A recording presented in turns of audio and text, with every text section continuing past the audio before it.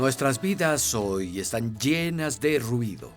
Tienden a ser muy caóticas, corremos a un paso frenético y a veces estamos tan ocupados que no oímos a Dios. En las Escrituras Él dice: estén quietos y conozcan que yo soy Dios. El silencio, la quietud y la soledad son factores importantes cuando se trata de la oración y encontrarse con Dios. Hablaré de eso en los siguientes minutos. No le temas al silencio.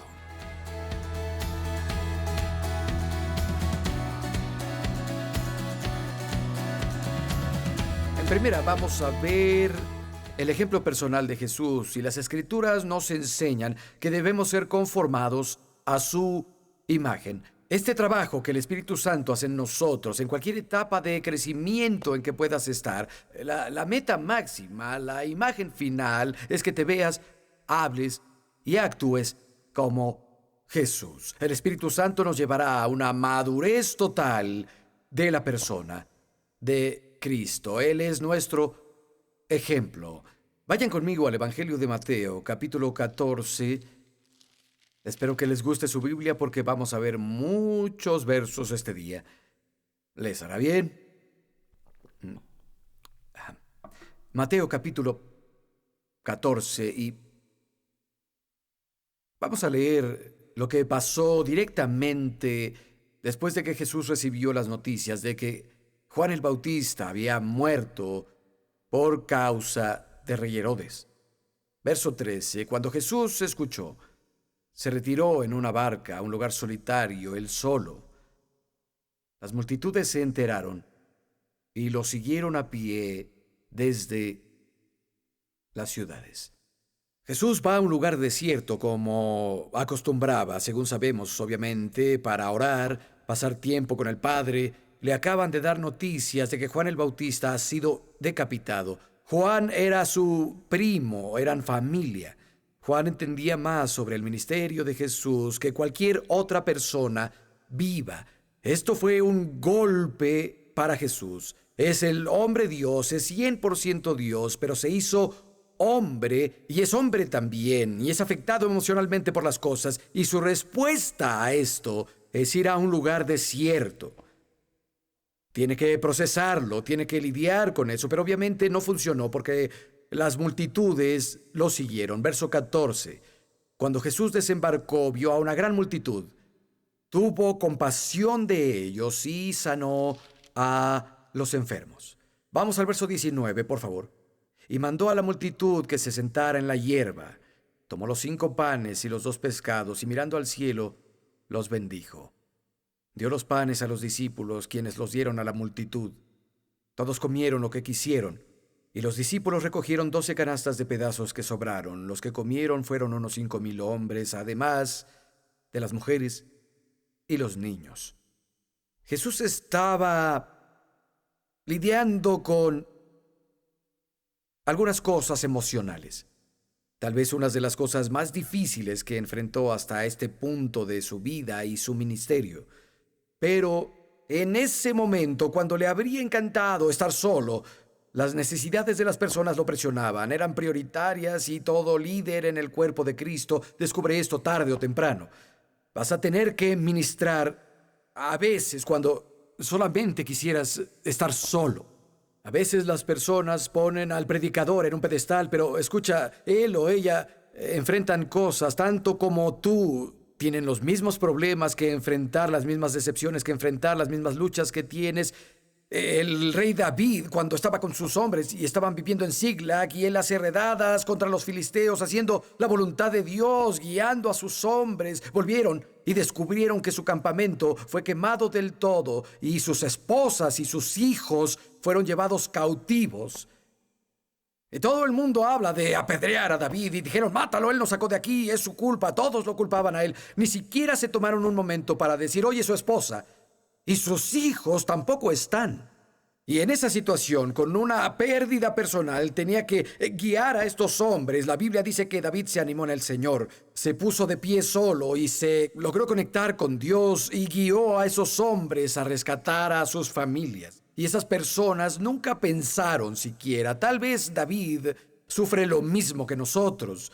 Y Jesús está lidiando con la pérdida de Juan el Bautista, y durante este tiempo, cuando quería estar solo, se ofrece a las multitudes, los enseña y los alimenta y hace milagros, y todas estas cosas tienen lugar, y las quiero poner de la manera más simple en que puedo expresarlo.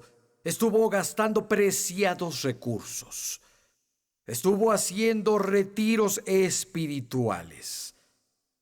Así que llegamos al verso 22. ¿Qué hace él? De inmediato, Jesús hizo que los discípulos subieran a la barca y se adelantaran al otro lado mientras él despedía a la multitud. Después de despedir a la gente, subió a la montaña a solas para orar.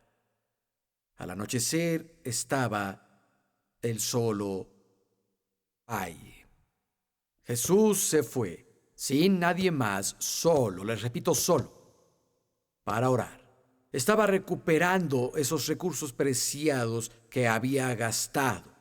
Estuvo gastándolos en enseñar, estuvo gastándolos al tratar de lidiar y cerrar estos asuntos sobre Juan, haciendo milagros, lidiando con las multitudes. Y si entramos a los detalles, todos estos hombres y mujeres, Jesús es el que está organizando todo, diciéndole a los discípulos lo que tenían que hacer, cómo debían organizarse. Él se desgastó y ahora lo que hace es estar solo para recargarse. Vayan conmigo al Evangelio de Marcos, capítulo 1, por favor.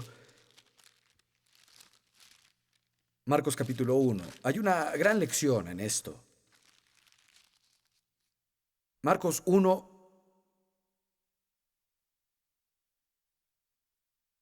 Él está, verso 21, vamos a leerlo. Dice, fueron a Capernaum, y en cuanto llegó el sábado, Jesús fue a la sinagoga y enseñó. Se asombraban de su enseñanza porque la impartía como quien tiene autoridad y no como los escribas. En la sinagoga había un hombre poseído por un espíritu maligno que gritó, déjanos en paz, ¿por qué te entrometes, Jesús de Nazaret? Has venido a destruirnos, yo sé quién eres tú, el Santo de Dios. Lo reprendió Jesús, cállate y sal de él. El espíritu maligno sacudió al hombre y dando un alarido salió de él.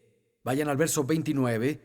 Tan pronto como salieron de la sinagoga, Jesús fue a casa de Simón y Andrés, con Jacobo y Juan. La suegra de Simón estaba en cama con fiebre, y enseguida se lo dijeron a Jesús. Él se acercó, la tomó de la mano y la ayudó a levantarse. Entonces se le quitó la fiebre y se puso a servirles. Al atardecer, cuando ya se ponía el sol, la gente le llevó a Jesús a los enfermos y a los endemoniados, y toda la ciudad se reunió a la puerta. Jesús sanó a muchos que padecían de diversas enfermedades, expulsó demonios, pero no los dejaba hablar porque lo conocían. De madrugada, cuando todavía no había luz de día, Jesús se levantó y fue a un lugar solitario donde se puso a orar. Estuvo predicando y alguien endemoniado interrumpe la reunión, echa fuera el demonio, se va a la casa de Pedro pensando que tal vez va a comer algo, y sé cómo es después de la reunión, vas a casa, sientes que eres un trapo exprimido, y en lugar de sentarse y comer algo que le dieran, dicen, oye, la suegra de Pedro está enferma. Entonces va y sana a la suegra, y de pronto, oye, toda la ciudad está reunida a la puerta, así que toda la mañana estuvo echando demonios y sanando a las personas. Hay un cansancio físico, pero también hay un cansancio espiritual. Está desgastando su precioso recurso. ¿Qué hace? Se levanta mucho antes que amanezca y va a un lugar solitario. Y ahí se pone a orar. Está recargando sus preciados recursos. ¿Saben? Mi camioneta es un poco vieja y tiene aguja regular en el marcador de gasolina. Y cuando comienza a llegar a E, incluso antes de eso, me gusta llenar el tanque, porque no quiero quedarme en la carretera sin gasolina. El auto de mi esposa es más moderno, tiene una computadora, como muchos autos ahora, y solo presiona algo y dice 40 litros, más bien 40 kilómetros para vaciarse. Y ella dice, oh, está bien, puedo ir a la iglesia y volver. Y digo, Janet, por favor, no hagas eso. ¿Qué tal si la computadora está mal? Y literalmente, a veces entro al auto y dice, ay, no, quedan 20 kilómetros para vaciarse. Y digo, amor, por favor, yo iré a llenarlo por ti, no quiero quedarme en la carretera. Mi antigua camioneta Volkswagen tenía una aguja de gasolina, pero estaba rota. Siempre tenía que pensar y hacer cuentas de cuánta gasolina tenía y no tenía mucho dinero. Entonces, de hecho, nunca la llené del todo. La gasolina no era tan cara. Recuerdo que costaba 39 centavos el galón. Algunos son tan viejos como yo, otros se acuerdan de cuando costaba 8 centavos el galón. Pero siempre fui muy bueno, pero una vez me equivoqué. Saben, pensé que tenía mucha gasolina y no sé cómo me confundí, pero así fue. Estaba seguro de que no era el combustible y mi auto se detuvo en la carretera. Y no soy muy buen mecánico, no he aprendido mucho, pero en ese viejo auto aprendí cosas por necesidad. Y pasé la mitad de la tarde al lado de la carretera luchando con ese motor de 36 caballos en el cofre del minibús 63. Y un chico pasó y se paró y le expliqué lo que pasó y dijo, creo que te quedaste sin gasolina. Y dije, no, tengo gasolina. Él dijo, ¿ya revisaste? El medidor no sirve. Y dijo, si no te importa, yo... Dije, adelante de la cajuela de su camión sacó una pieza muy dura de cuerda. Quitó el tapón de la gasolina y puso la cuerda dentro del tanque. La sacó y estaba tan seca. Dijo, amigo, no tienes gasolina. Me llevó a una gasolinería, volví con un galón de gasolina y me sentí como un completo idiota. Sentado al lado de la carretera, revisando el motor por horas y horas, y solo necesitaba gasolina. Pero sabes, de verdad, para muchas personas en la iglesia, están parados al lado del camino de una oración sin contestar, un destino sin cumplir, y todo se resume a algo tan simple como ir a un lugar solitario y llenar el tanque. Cargar combustible, lo derramas, lo derramas, lo derramas y depletas todas tus fuentes espirituales y necesitas tomar tiempo para recargarte. Jesús lo hizo, era un patrón en su vida. Y de nuevo debemos ser conformados a la imagen de Jesús. Vayan conmigo a Lucas capítulo 5, por favor. Evangelio de Lucas, 5º capítulo. Una vez más aquí enseña, sana, hace milagros y da de sus recursos espirituales. En el verso 15. Lucas capítulo 5 dice, sin embargo, la fama de Jesús se extendía cada vez más y grandes multitudes iban a reunirse para oírlo y para que lo sanara de sus enfermedades. Él, por su parte, seguido se retiraba a lugares solitarios para orar. Piensa en lo que leímos. Multitudes llegaban a oír y ser sanados. Está predicando, está ministrando. Y luego dice, así que, por esto, él por su parte, seguido, y repito, seguido se retiraba al desierto para orar. Eso necesita volverse un patrón en nuestra vida.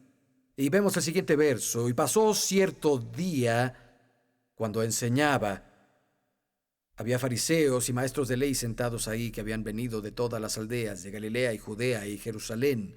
Y el poder del Señor estaba con él para sanarlos. Para mí el verso 17 está conectado al verso 16, porque Jesús seguido se retiraba y oraba y pasaba tiempo con el Padre. El poder del Señor estaba presente para sanar, porque se recargaba de esos recursos. El poder estaba disponible. Saben, la Biblia nos dice en el 6º capítulo del libro de Hechos como cuando tenían problemas en la iglesia necesitaban elegir a personas que lidiaran con el problema, y uno de los chicos que eligieron fue Esteban, y específicamente dice en Hechos capítulo 6 que eligieron a Esteban, un hombre lleno de fe y lleno del Espíritu Santo. Pero si lees unos versos más dice, y Esteban, lleno de fe y lleno de poder, hizo grandes señales y maravillas entre las personas. Lleno de fe y lleno del Espíritu Santo. Y luego se traduce así un par de versos abajo, lleno de fe y poder. La fe viene del oír y el oír de la palabra de Dios. El poder viene por orar. Estar lleno del Espíritu Santo es sinónimo de estar lleno de poder. Y la misma palabra poder aquí en Hechos capítulo 6 es la palabra que se usa cuando dice que Jesús está en la casa y el poder del Señor estaba presente para sanarlos. Esteban no solo estaba lleno de fe, estaba lleno de la palabra, pero también lleno de poder del Espíritu Santo. Puedo estar lleno de fe al pasar tiempo en la palabra. ¿Cómo me lleno de poder? Al pasar tiempo en la oración. En Hechos capítulo 4, creo que verso 31, dice, ellos oraron y la casa se sacudió y todos fueron llenos del Espíritu Santo y hablaron la palabra de Dios con denuedo. Son el mismo grupo de personas que fue llena en Hechos capítulo 2 del Espíritu Santo. Son recargados en Hechos capítulo 4. Si eres lleno en Hechos capítulo 2, ¿por qué necesitas ser recargado tiempo después? Porque has hecho retiros, porque lo que está ahí lo has estado usando. Y creo que nuestras vidas deberían ser una serie de llenuras continuas del Espíritu. Pasar tiempo en oración y llenarse de energía, hacer unos depósitos en nuestra cuenta espiritual. Si tú quieres. Especialmente orando en el Espíritu. La oración en general te ayudará y te dará energía, pero 1 Corintios 4:4, Pablo escribió, si ora en una lengua desconocida, mi espíritu ora, pero dijo, el que habla en lenguas se edifica a sí mismo, se construye a sí mismo.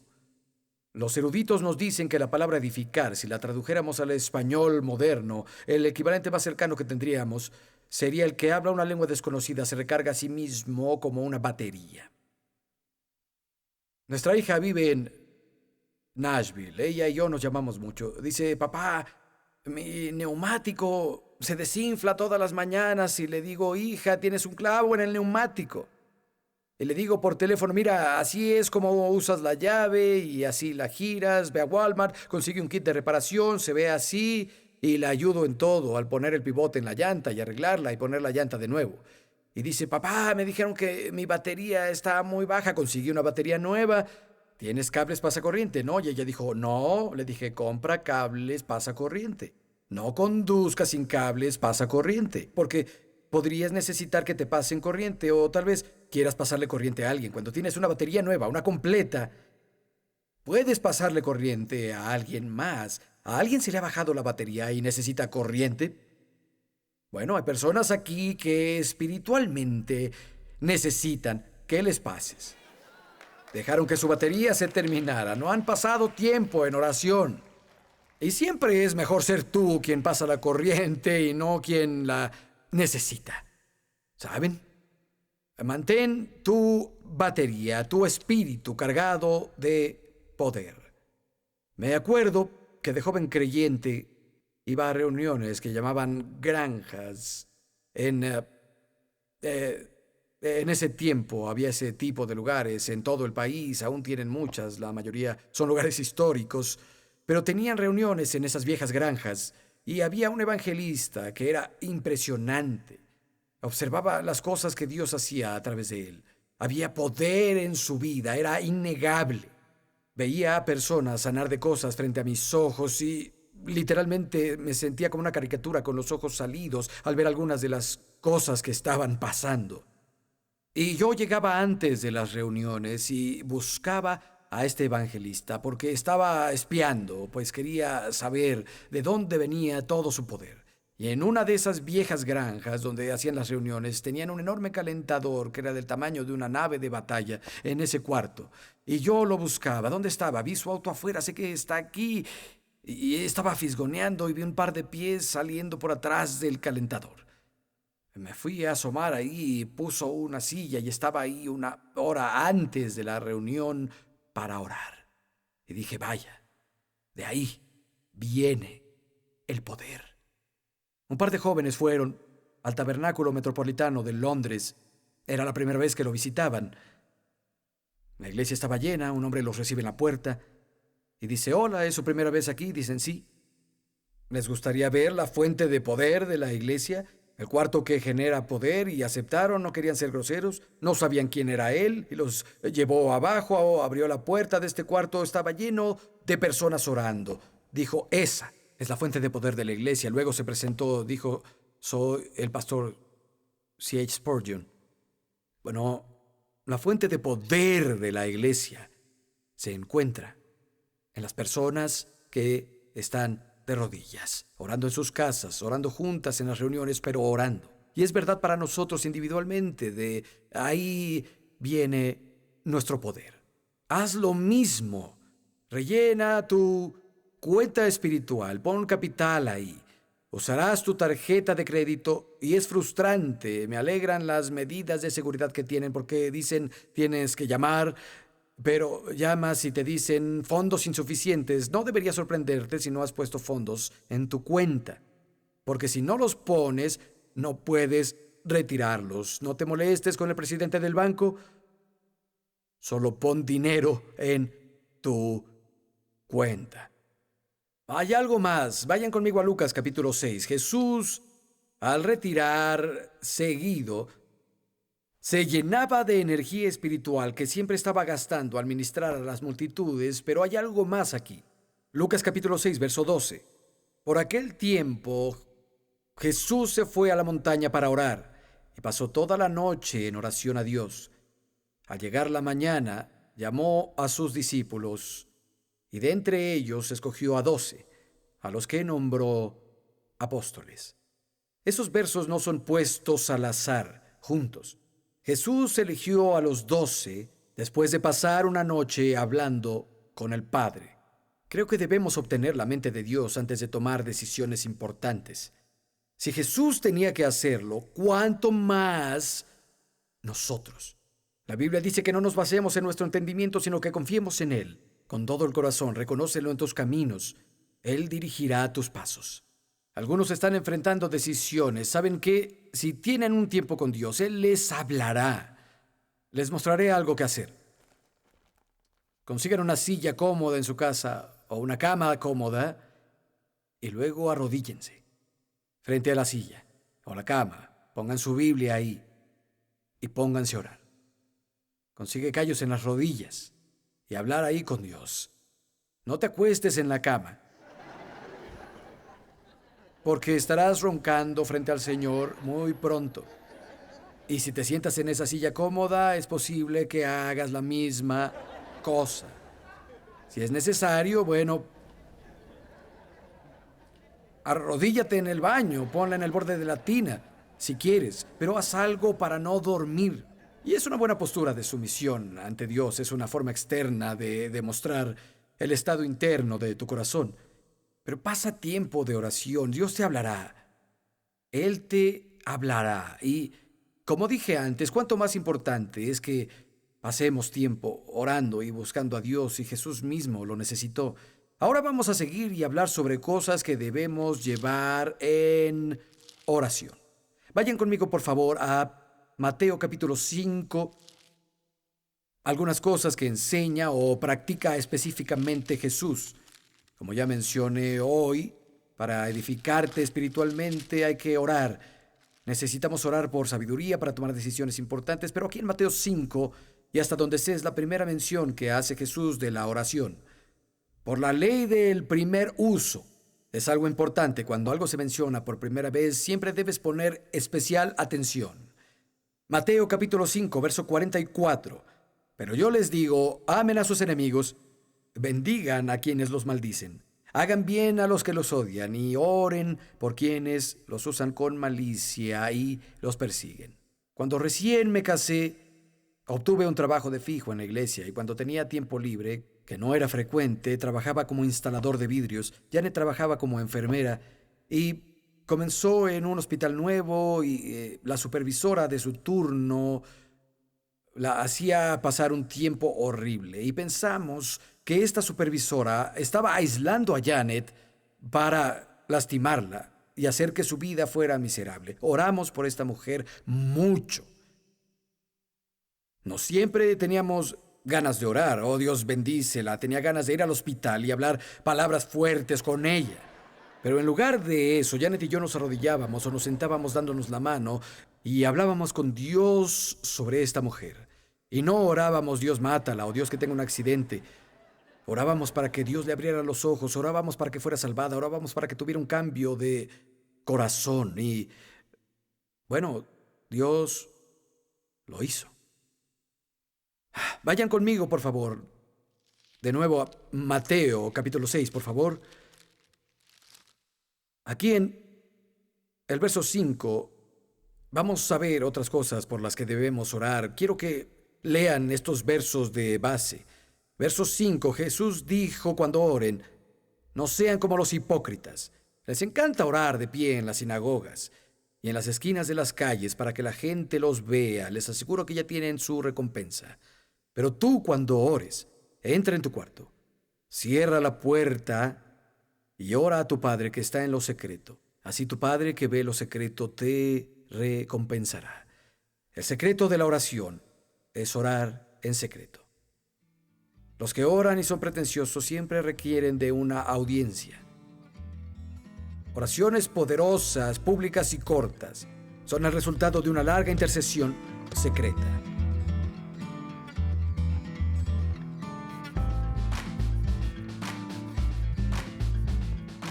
Espero que la transmisión haya sido una bendición para ti. Espero que obtuvieras algo y te hayas alimentado espiritualmente.